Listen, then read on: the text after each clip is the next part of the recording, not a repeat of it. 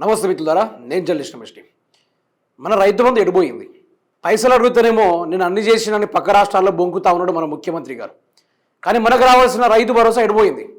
మరి ఆ దివానే మాటలు ఆడికిపోయినాయి. మేము రైతు బంధు ఇవన్నీ దివానే కావాలమా అని చెప్పిన ఆ దివానే మాటలు ఆడికిపోయినాయి. ఈరోజు కేసీఆర్ 2 పంటలకి ఇస్తున్నాడు, నేను 3 పంటలకి ఇస్తా అన్న మొగోడు ఎడిపోయిండు. ఈరోజు కేసీఆర్ 10,000 రూపాయలు బిచ్చం వేస్తే నేను 15,000 రూపాయలు ఇస్తా అని చెప్పిన ఆ గాడిద మాటల వైఖరి ఎడిపోయింది. ఈరోజు రైతులను ఇంకా ఆశగా చూస్తూ ఉన్నారు.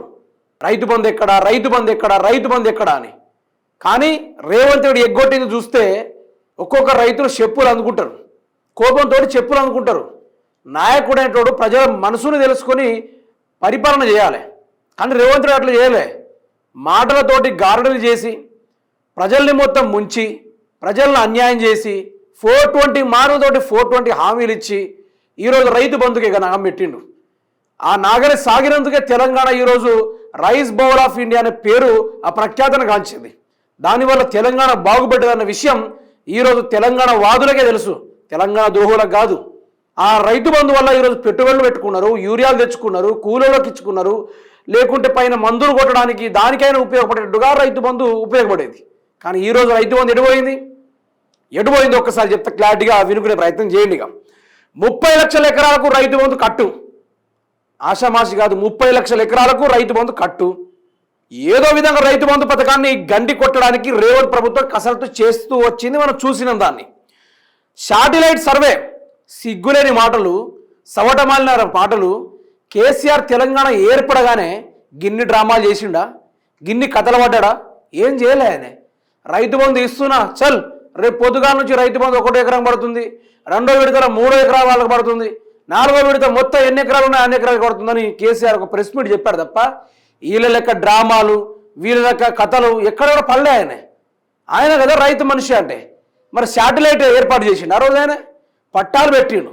పట్టాల ద్వారా ఎన్ని భూములు అయితే రిజిస్ట్రేషన్ అయినాయో అన్ని భూములకు కేసీఆర్ ఏం చేసిండు, రైతు బంధు డైరెక్ట్ అకౌంట్లకు అటాచ్ చేయించి అకౌంట్లో వేసే ప్రయత్నం చేసేసిండు.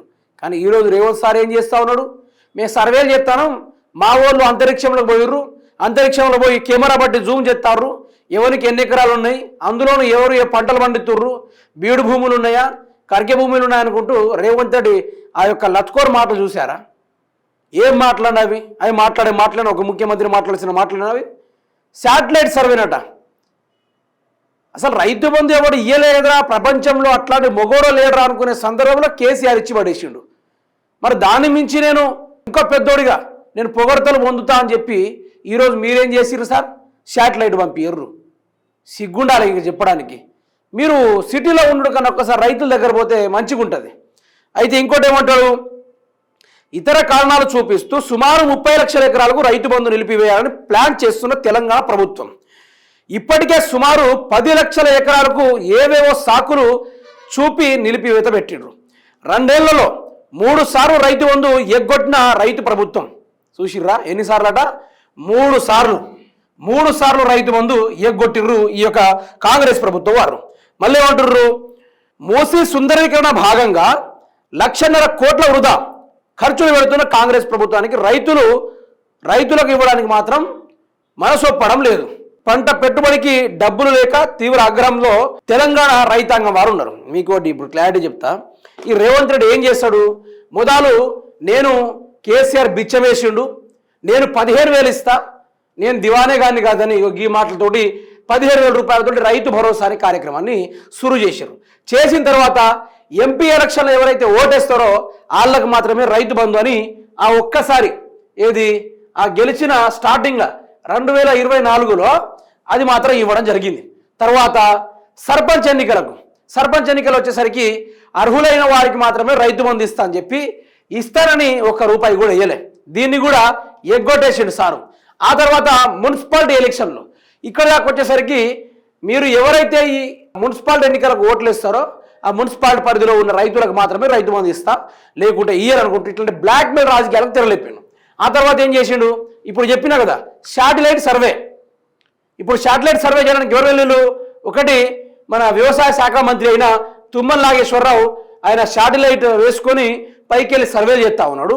అదేవిధంగా నీటిపారుదల శాఖ మంత్రి అయిన ఉత్తమ్ కుమార్ రెడ్డి గారు, వీళ్ళిద్దరు కలిసి పైకి పోయి వాళ్ళకు ల్యాండ్ దొరకలేదట, తెలంగాణ భూభాగం దొరకలేదు కెమెరాలో చూస్తా అంటే ఆ శాటిలైట్ ద్వారా వాళ్ళు ఏదో కింద ప్రయత్నాలు చేస్తూ ఉన్నారు. తర్వాత ఫార్మర్ యాప్ అని తీసుకొచ్చారు ఒకటి.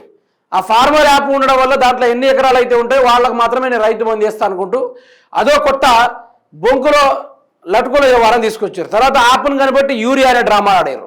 తర్వాత 5 ఎకరాల కింద ఎవరైతే ఉంటారో వాళ్ళకి మాత్రమే రైతు బంధు, పైన వాళ్ళకి రైతు బంధు లేదు అని రేవంత్ రెడ్డి ఎగేసి తెగేసి చెప్పిన విషయాలను కూడా మనం పదే పదే చూసిన మిత్రులారా. అయితే రేవంత్ రెడ్డి ఏం చేసిండు, ఈ 30 లక్షల ఎకరాలకు రైతు బంధు కట్ చేసేసిండు.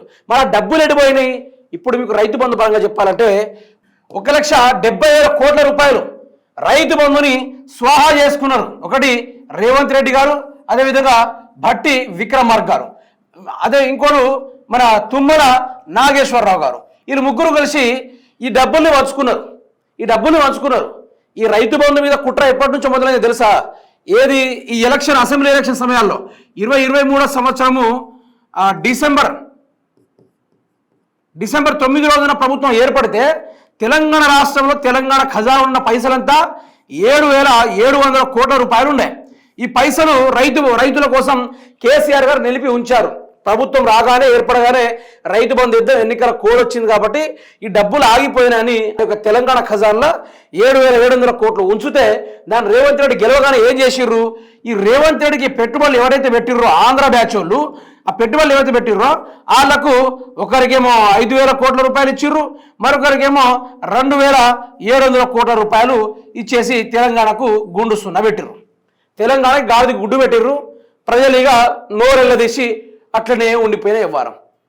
కేసీఆర్ గారు అసలు మహానుభావుడు అని చెప్పాలంటే, అటువంటి గొప్ప నాయకుడు ఏనాడు కూడా ప్రజా సొమ్ముని మొఘల్ సామ్రాజ్యంలో ఔరంగజేబ్ ఆల్మైగర్ అని ఒక రాజు ఉంటాడు. ఆ రాజు ఏం చేస్తాడంటే, తన రాజ్యాధికారం తనకు యుక్త వయసు వచ్చినప్పుడు తన తండ్రి గారు తనకు రాజ్యాధికారం ఇస్తే మొట్టమొదలుగా తన తండ్రి గారిని జైల్లో పెడతారు. దేనికని? ప్రజల సొమ్ము తినవద్దు, ప్రజల సొమ్ముతోటి నువ్వు ఒక మహల్ని నిర్మించినావు కాబట్టి దాని తగ్గట్టు నీకు శిక్ష పడాలి తండ్రి గారు అంటే, ఇట్లానే నిజాయితీ గల కొడుకుని కన్నందుకు ఆనందపడుతున్నా అని చెప్పి ఆ తండ్రి చెరసాలకు వెళ్ళిపోతాడు. ఆ రాజు తన జీవితకాలం మొత్తం ఏం చేస్తాడో తెలుసా? టోపీలు మిగతా జానీ మాజులు కుట్టుకొని ఆయన వచ్చే డబ్బులతోటి జీవనం కొనసాగిస్తాడు. అంత రాజు అయినా కూడా.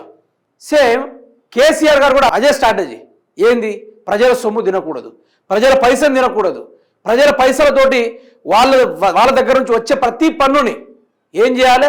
ప్రజలకు ఉపయోగపడేట్టుగా కాళేశ్వరం కట్టిండు. ఎంత గొప్పగా ఉపయోగపడింది అది. మోటాలంటే తెలుసు ప్రతి ఒక్కరికి. ఈరోజు రైతాంగం చేస్తున్న రైతులకు మోటా బావులు అంటే తెలుసు. ఆ మోటా బావులను నీళ్లు తోడి రోజంతా తోడితే నీళ్ళు వచ్చిన నీళ్ళని పొలాలకు మళ్లించుకునేటోళ్ళు. అటువంటి గొప్ప కార్యక్రమాలకు పాల్గొని వాళ్ళంతా అద్భుతంగా కష్టపడి కష్టం పడి వాళ్ళన్నీ చేస్తే ఈరోజు వ్యవసాయం అనేది ఒక బిల్డ్ అయింది. దాన్ని కేసీఆర్ గారు ఏ విధంగా ముందుకు నడిపించాడో అందరికీ తెలుసు. ఈరోజు ఆ యొక్క రైతు భరోసా ఎంత ఉపయోగపడుతుందో కూడా ఈరోజు ప్రతి ఒక్కరికి కూడా తెలుసు. ఆ రైతు భరోసా లేకుంటే ఒక్కొక్కరి పరిస్థితి ఎట్లా ఉండబోయేదో కూడా తెలుసు. వలస ప్రాంతం, ఆత్మహత్యల ప్రాంతం అలా ఉండే తెలంగాణ ఈరోజు rice bowl of India, water conservation of India, తర్వాత మిషన్ భగీరథ సప్లైమెంట్లో ఇండియా పొజిషన్లో 2nd ర్యాంక్ రావడం, తెలంగాణలో ఈ యొక్క చెరువుల నీటి నిల్వల విషయంలో 3rd ర్యాంకులో రావడం, తెలంగాణ రాష్ట్రం మొత్తం పూర్తి స్థాయిలో విద్యుత్తులో భారతదేశంలో నెంబర్ 1 రావడం, 24 గంటల కరెంట్ ఇచ్చుట్ల, రైతులకు రైతు బంధు ఇచ్చుడు భారతదేశంలో గొప్ప సంకల్పమైన చారిత్రాత్మక నిర్ణయం. ఇవన్నీ పెట్టుకుంటే తెలంగాణ నెంబర్ 1 స్థాయిలో ఉండే. అటువంటి స్థాయిని రేవంత్ ఒక్క రైతు బంధుని ఆపినందుకు ఈరోజు తెలంగాణ ఎకానమీ కూడా పడుకుంటూ వచ్చింది తెలుసా. సో ఈ పైసలన్నీ మీకు తెలవాలి. నిన్న కేరళ ఎన్నికలకు ముఖ్యమంత్రి రేవంత్ రెడ్డి గారు అక్షరాల 3,000 కోట్ల రూపాయలు పట్టుకొని ఆ యొక్క రాష్ట్రంలో కేరళలో కాంగ్రెస్ పార్టీకి డబ్బులు పంచుకుంటూ అక్కడ ఏం చేస్తా ఉన్నాడు? అక్కడ గౌరవ ముఖ్యమంత్రి గారే చెప్పారు. ఏమని? మీరు ఇక్కడ పోస్టర్లకు పెట్టే ఖర్చులు, ఇక్కడ మీరు డ్రామాలు చేసే ఖర్చులు తెలంగాణలో పెట్టుకుంటే తెలంగాణలో బాగుపడతారని చెప్పిండు ఆయన. కానీ ఈరోజు రేవంత్ రెడ్డి 30 లక్షల ఎకరాలకేమో రైతు బంధు కట్ చేస్తాడు, మిగతా వాళ్ళకేమో ఎకరాలు తక్కువ ఉంటే కట్ చేస్తాడు, లేదంటే శాటిలైట్లో సరిగా సర్వేలు జరుగుతలేవు అందుకనే రైతు బంధు ఆపిన అనుకుంటూ గత 2 సంవత్సరాల్లో ప్రజలను రైతు బంధు ఎగవేసుకుంటూ వస్తూ ఉన్నారు. అందులో ప్రజలు రైతు బంధు ఎక్కడ అడుగుతున్న విషయంలో కేసీఆర్ క్యాంప్ ఆఫీస్ పైన దాడి చేసే కార్యక్రమాలు ఇటువంటి లేఖి కార్యక్రమాలు చేసుకుంటూ రేవంత్ రెడ్డి కాలయాపన చేస్తూ ఉన్నాడు. అందువల్ల రాష్ట్ర ప్రజలు తెలవాల్సింది ఒకటే, రైతు బంధుని ఎట్టి పరిస్థితుల్లో ప్రజల తరపున అడుగుడు బంద్ చేయొద్దు, బాధ్యతగా అడగాలి, ప్రశ్నించాలి.